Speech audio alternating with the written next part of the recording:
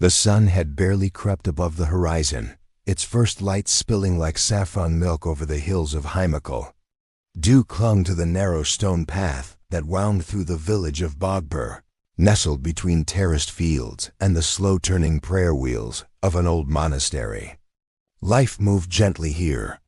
Even the wind seemed to pause before turning corners. Time was not measured in seconds, but in the rhythm of footsteps, the murmur of water from distant springs, and the rustle of wind through prayer flags faded by countless seasons.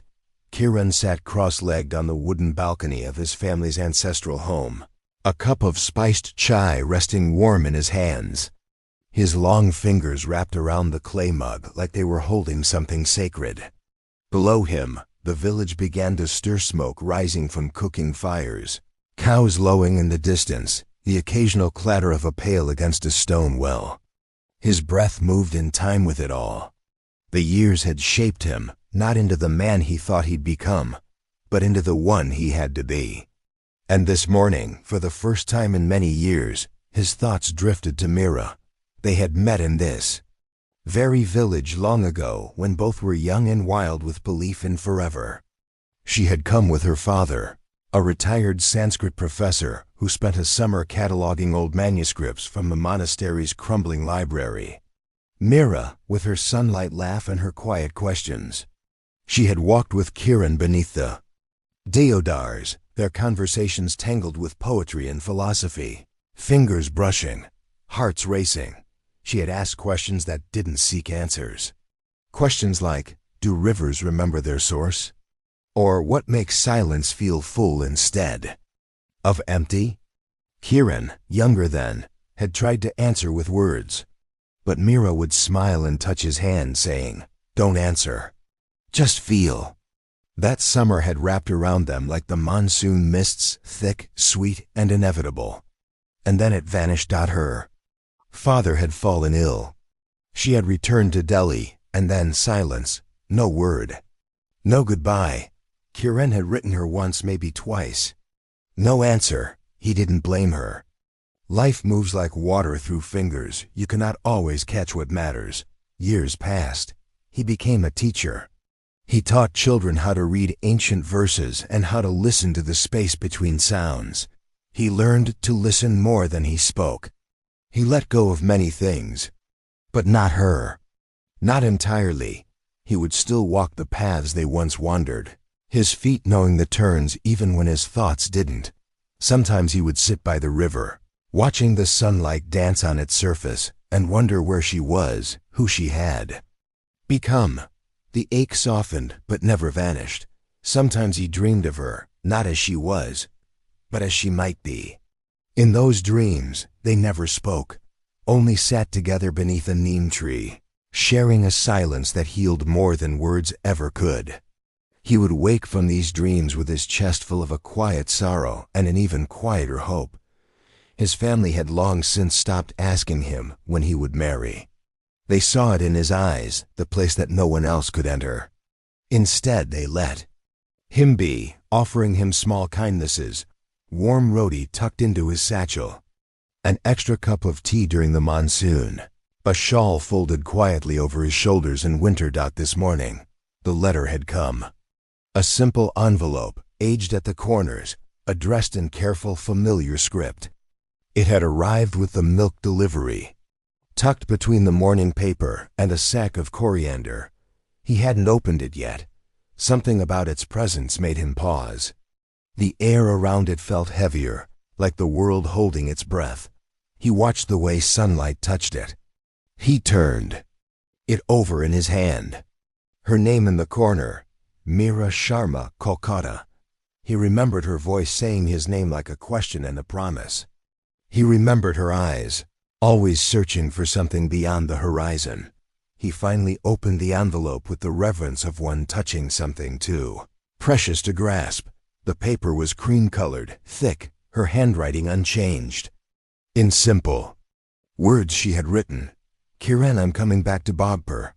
I'd like to see you. If you'll have me, Mira. He didn't move for a long time. The words hung in the air like incense smoke, curling around memories that had long gone dormant. He stood eventually, but his feet felt heavier. He walked to the edge of the balcony and looked out at the village. Bogpur hadn't changed much. And yet it had. Children he once taught were now grown. New faces lived in old houses, but the river still ran. The trees still whispered. The village came alive, slowly, barking dogs, clanging pots, distant temple bells.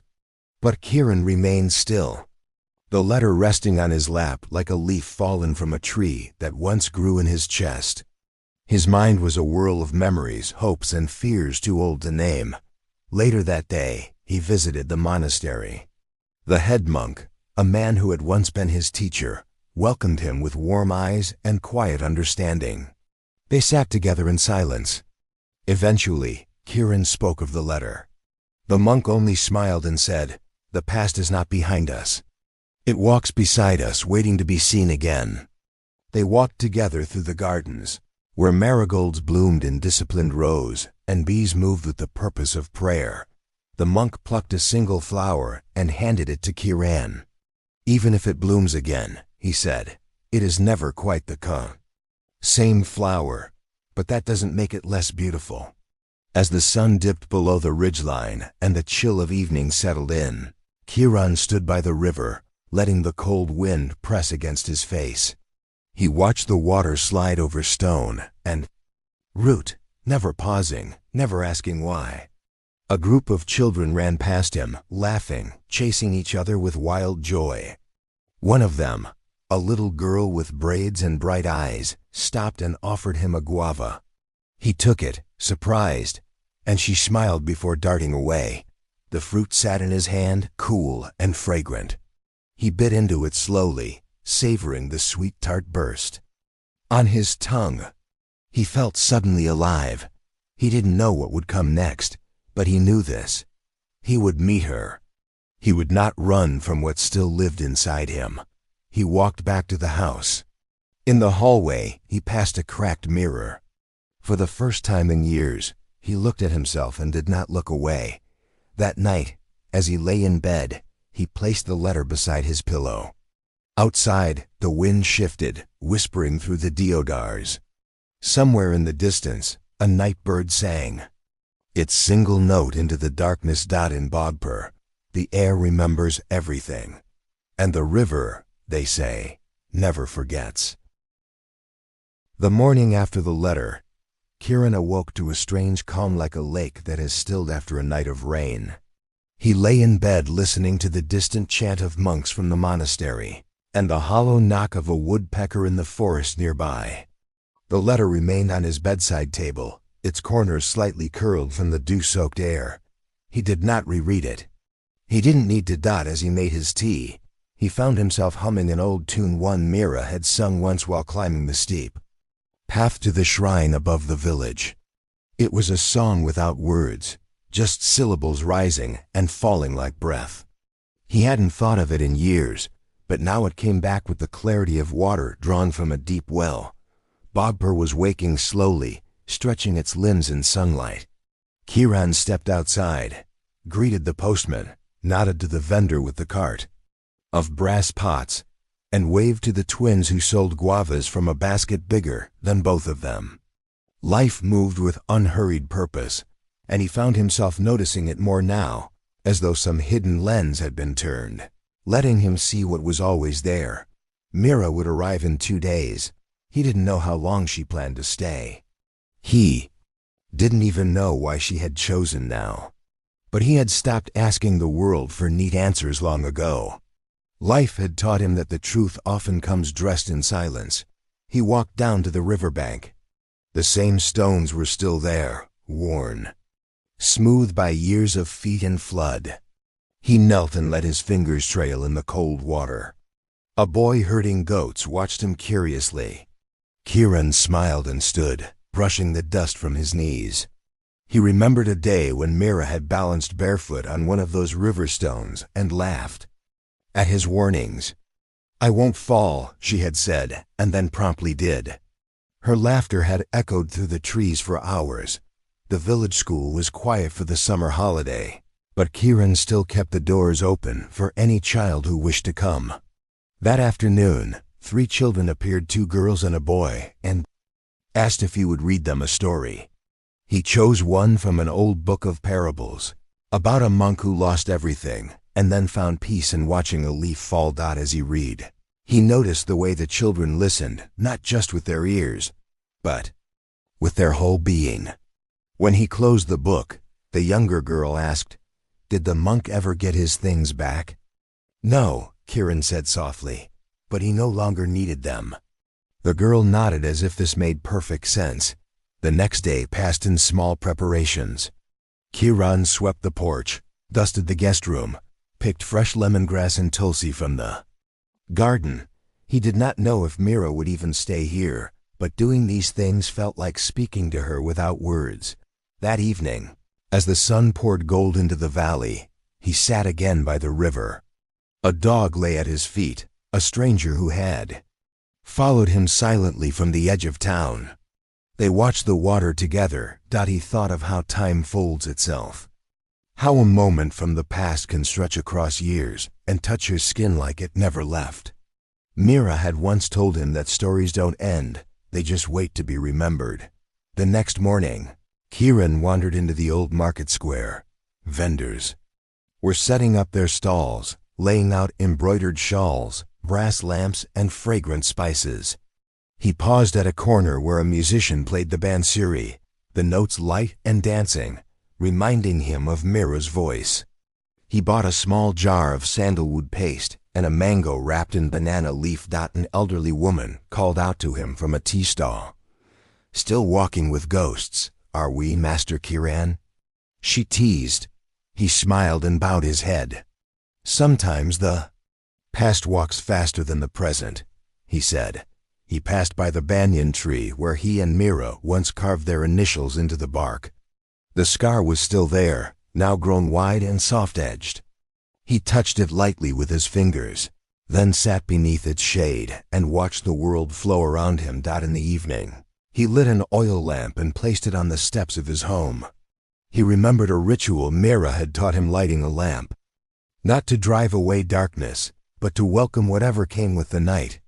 He whispered her name into the flame, not expecting it to be heard, but wanting it to exist again in the air. When the rains came that night, soft and steady, Kieran stood in the doorway and let the mist touch his face. He closed his eyes and thought of Mira's arrival. The way her shadow might fall across the old gate. The way her footsteps might sound against the gravel. He did not dress up the moment in hope or fear. He let it be what it would be. He placed the old photograph back in the drawer, then took it out again. He smiled and left it on the windowsill. Just in case she remembered where to look. In 2 days, she would return. He did not know what would be said or unsaid, but he knew he would. Listen, he always had. The morning she arrived, Bogpur was drenched in a mist that made the rooftops seem like islands, and the temple bell ring softer, as if echoing through water. Kieran stood by the veranda, a mug of tea warming his palms, the letter now folded and worn from being held too many times.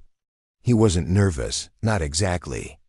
It was something deeper, like the reverence one feels when stepping barefoot into a sacred space. The road from the station curved gently into the village, lined with banyan and neem trees that had witnessed more arrivals and farewells than any person alive. Every so often, a motorbike would sputter by or a cart would creak along the gravel. Kieran found himself watching for her shadow. Not even her face, just the outline of her presence against the light. When she finally stepped into view, it was as if the mist itself had parted to let her through. She wore a simple indigo salwar, her hair longer now, tied in a braid that trailed like a story down her back. In one hand she carried a small cloth bag, and in the other, nothing at all, not even expectation. They stood facing each other, the air between them thick with unspoken years. Kieran opened his mouth to speak, but it was Mira who smiled first. "Still making your tea too strong?" He laughed, a sound so sudden and natural that even the birds startled. They walked together without direction, past the school, now empty for the holiday. past the well where village women gossiped, past a painted wall where their initials had once been scratched with a pebble, now faded but not gone.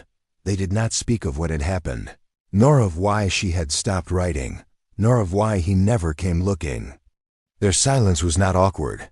It was full, like a monsoon cloud about to break. They spoke instead of the river, of how the mango trees had bloomed too early this year, and of the little boy who now lived in the old house by the fig tree, and played the flute every morning. They reached the edge of the village where the land opened into rice fields, wet and shimmering in the morning light. Mira stepped out onto the path between the paddies, her feet careful but sure, like someone walking back into a dream they once had. Kiran followed, their shadows long and quiet beside them. "I used to think this place was small," she said, her eyes scanning the landscape. "But now it feels like it was never finished with me." Kiran bent to pick a loose stalk of rice. "Places remember," he said, "even when people forget." Back at Kiran's house, he showed her the room prepared for her. The bookshelf she had once stacked with borrowed texts, the courtyard she had danced in during the temple festival years ago. She touched the windowsill, where the photograph of her younger self still rested. "You kept it?" "It kept me," he said. They spent the afternoon in the garden, pruning silence into something soft. Mira told him of her father's passing, of years spent teaching in Calcutta, of a life that had never quite settled. "Some people don't return," she said. "They circle like kites, waiting for the wind to feel right." They shared a meal of lentils, rice, and pickled lime, sitting cross-legged on the veranda as the sky bruised into twilight. There was an ease between them that surprised them both. Not the ease of forgetting, but the kind that comes from carrying the same weight for too long, and then suddenly setting it down side by side. That evening, Mira walked alone for a while, saying she needed to listen to the place. Kiran let her go without asking when she'd return. He trusted the silence now. When she came back, her hair smelled of the evening breeze, and her eyes held something new. "The banyan tree has grown," she said, "but the swing is gone." Kiran nodded. "The rope broke last winter. The tree didn't." "Mind," she smiled and leaned against the doorway. "Maybe we don't need swings anymore. Maybe we're the ones that learn to stay still." That night, they lit 2 lamps instead of 1 and placed them at opposite ends of the veranda. When the rains came, soft and steady, they sat together without speaking. The sound of the water, the flicker of the flames, and the breath between them were enough. Mira reached out and placed her hand near his, not touching, not needing to. The gesture was enough to shift something in the air, something in the rhythm. Had changed. And neither of them moved to close the door. The following morning was luminous and hushed. Bogpur stretched slowly under the embrace of the sun, the trees casting long shadows over moist ground, and the scent of turmeric and smoke rising gently from the first village fires. Kiran awoke. To the rustle of light footsteps, Mira was already outside, barefoot, standing in the garden beneath the tamarind tree. She did not turn when he joined her, but he could feel her awareness of him. Some connections did not require sight. Her fingers traced the jagged edge of a fallen blossom, holding it as if it were a message. "I thought I had forgotten this tree," she said. "But my hands remembered." He stood beside her without responding, letting her voice fill the morning. In its warmth, there was no demand, only presence. Together they walked down to the river. The path was narrow, winding between banana groves and silent walls of sugarcane. Along the way, an old man drawing water from a well greeted them with a toothless smile. A woman patted cow dung into neat cakes and laid them out to dry. Children in rumpled uniforms passed them, heading toward the distant school compound, laughing with mouths full of roasted peanuts. The river, when they reached it, had grown. Monsoon's touch had deepened its breath and darkened its eyes. It churned with slow elegance, mirroring the sky with each ripple. Kiran pointed toward a flat rock at the water's edge. That's where you used to sit. Remember how you'd refused to come back until the last bird called? She smiled. I still do that. Only now the birds don't wait for me. They sat side by side, legs tucked beneath them, a careful distance apart. Their silence was not the silence of strangers. It was the silence of roots. A boatman drifted past in the distance, his oar breaking the surface like a brushstroke on rice paper. Mira followed the movement with her eyes, then turned to Kiran.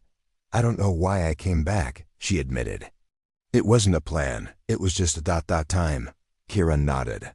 The river doesn't plan to bend, but it does. The sun rose higher, the heat settling like a thin shawl across their shoulders. Mira began stacking pebbles, one on top of another, her brow furrowed in childlike concentration. We never married, did we? She said, not as an accusation, but as a fact one might say aloud to see if it still rang true. No, he replied gently, but we stayed close, in some way. She let the top pebble fall. I think I needed distance to know what closeness really meant. Kiran watched the pebbles scatter, and I needed stillness to learn how to move again. They stood when the wind picked up, blowing the scent of wet leaves and the far-off cry of someone calling cattle. As they turned to leave, Mira stopped suddenly. Do you believe, she asked, that we can begin again? Truly begin not as who we were, but as who we've become? Kiran's voice was quiet. I think that's the only way we ever really begin. That afternoon, they visited the school. Kiran introduced Mira to the few students who had returned. Early, she listened to their names as if they were sacred chants and knelt to speak with each child eye to eye. One boy handed her a half-drawn sketch of a tree, and she praised the curve of every branch as though it mattered deeply. Later, they drank chai with the headmaster. The conversation wandered like the monsoon breeze from crops to poems to local legends of river spirits. Mira laughed often, and Kiran realized he had not heard her voice unbound in years. He let the sound fill every crack in him. Evening came. Softly. They returned home slowly, as if the day were too delicate to disturb. In the courtyard, Mira found the old harmonium and pressed a single key. The note wavered, uncertain, then held. She looked at him. I might stay a little longer, she said. He didn't reply. He simply set a second teacup on the table beside hers. When the lamps were lit, and the night settled over the village like a secret, Kiran wrote a single line in his notebook. Some returns are not arrivals, they are home. And for the first time in years, he didn't close the page. The days that followed settled into a rhythm so gentle it was almost imperceptible, like the hush between temple bells. Mornings arrived with birdsong and the smell of ginger tea. Mira had taken to sitting on the veranda before the sun had even touched the rooftops, a shawl draped over her shoulders, watching the village breathe itself awake. The stillness of that hour filled her with something she couldn't name, neither memory nor longing, but something older, something like peace. Kiran resumed teaching at the school. Though now Mira sometimes came with him, she brought books with broken spines and stories half remembered from the city she'd wandered through. The children adored her, not for her knowledge, but for the way she listened. She treated their questions like puzzles worthy of attention, never rushing to answer, always asking another question in return. Her presence began to change the classroom. The students sat a little straighter. They colored their drawings with more care. They started leaving her small gifts, a smooth stone, a tiny garland, a page torn from a comic book. At home, their lives folded around each other like the corners of a well-worn letter. Mira cooked in the afternoons, humming old folk songs that her grandmother once sang. Kiran repaired the garden gate, then trimmed the overgrown hedges and added new clay pots near the steps. They moved easily, speaking little, but sharing glances that held more than words could manage. Their silences grew textured like old fabric, soft and full of meaning. One afternoon, as thunder muttered far away in the hills, they took shelter. Beneath the widespread neem tree, just beyond the village fields, rain began to fall soft at first, then fierce. Mira reached out her hand, palm upturned. "Every drop is older than us," she said. "Fallen and risen again 1,000 times." Kiran leaned back against the tree trunk. "We're not so different. We leave, we fall, we rise again." She looked at him, her eyes filled with a calm that seemed borrowed from the earth itself. "And yet, every time feels like the first." They stayed that way until the rain softened, then walked the muddy path back, their clothes clinging, laughter rising like steam in the warm dusk. Kiran slipped once in the mud, and Mira laughed so hard she had to sit down on a stone. That laughter stayed with them the rest of the day, tucked between sentences, dancing behind every smile. That evening, the power flickered and vanished. Candles were lit. Shadows danced. Meera sat beside the harmonium and played the tune she had once taught a group of girls in Calcutta, her voice low and slow, the lyrics like prayers spoken to the floor. Kiran sat cross-legged nearby, sketching absent-mindedly in the margins of an old notebook. The air between them was warm, like shared memory. When she stopped, he said, "Do you miss it?" "What?" "Everything you left." She was quiet a long time. "No," she said, "I only miss what I didn't notice while I had it. The way the wind smells before it rains. The way my students looked when they figured something out. The way I used to feel when I didn't rush." Outside, a dog barked. A bullock cart rolled by. A baby cried and was quickly hushed. The village was a symphony of ordinary life, and each sound was a note in their evening. Time moved like smoke. A few days later, word came of a wedding in the neighboring village. Mira suggested they attend. Kiran hesitated, then agreed. On the day of the wedding, she wore a pale blue sari he had never seen before. Her hair was woven with small white flowers. She looked both like herself and someone entirely new. They sat at the edge of the celebration, beneath strings of marigolds. Music blared, drums pulsed like heartbeats. The bride's mother wept with joy. Laughter echoed from every corner. Children chased one another between the legs of guests. Kiran watched Mira watch the crowd. Her gaze was full of movement, like someone watching a river. He reached out and took her hand. She didn't flinch. Later, they walked home in the moonlight. Their feet made soft sounds on the dirt path. Fireflies lit the way like scattered stars. "I always thought we were unfinished," Mira said. Kiran smiled. "And maybe that's the beauty of it. We're not a chapter that ends. We're a poem that changes." They stopped at the neem tree, the moon casting shadows like silver threads across their path. She rested her head on his shoulder. His breath deepened. "Then let it change," she whispered. "Let it all change." The stars shimmered above them, and the breeze, ever gentle, carried the moment forward. The heat of late summer lay gently over Bogpur like a silken cloth. The village stirred more slowly now, even the animals seeming to move with a patient rhythm. The wind was quieter, the air dense with ripened scent mangoes, clay, marigolds, and dust.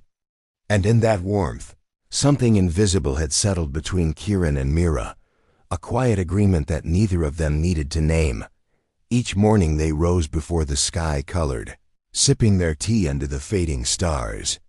They no longer needed to fill the silence. It had become their language. Mira would sometimes take long walks along the riverbank, collecting bits of glass smoothed by water, pieces of driftwood, feathers. She arranged them carefully in the courtyard, her little museum of transience. One evening, after a long day at the school and Mira helping at the small clinic nearby, they returned home to find the neem tree decorated with handmade lanterns. Children had crafted them for the village's midsummer celebration and decided, without asking, that the tree behind Kiran's home should be the centerpiece. As dusk deepened, families gathered.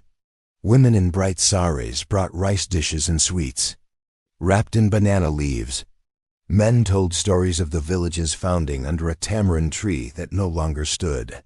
Laughter mingled with tabla drums and the rustling of silk. Lanterns blinked like stars suspended in low air. Mira and Kiran sat at the edge of the gathering, watching a girl twirl in a borrowed lehenga that was too long for her. Her joy was so pure that it made Kiran close his eyes. "We are remembered," Mira said softly, "even when we try to disappear." That night, back inside the quiet house, Mira opened her suitcase for the first time since her arrival. She folded her clothes into neat piles. Kiran stood in the doorway. "You're leaving," he said. Not as a question. Mira looked up, not startled. "I need to see my mother. She's older than I remembered. And I want to paint again. In a real studio, with windows." He nodded. His heart was heavy, but there was no bitterness, only breath. "But I'm not leaving this behind," she added. "This place ... you. It's not something I walk away from. It's something I carry." The next morning she left before sunrise. No fanfare. No last moment of drama. Just the sound of her steps fading down the road and the light touch of her hand lingering in his weeks.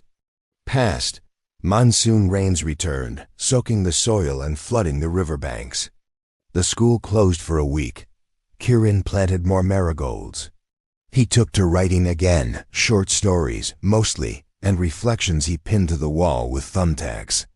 The house no longer echoed when he walked through it. It breathed with him. One morning, a letter arrived, folded twice. No return address. Inside, a sketch of the neem tree. Beneath it, in her handwriting, "Some trees we leave, others we return to. This one I carry with me." Time moved forward, one day at a time. The river receded, the sky cleared. A new student enrolled in school, her eyes as curious as Mira's had once been. And when Kiran stood by the neem tree again that autumn, the breeze carried with it the unmistakable sense, not of an ending, but of something returning. Something still in motion.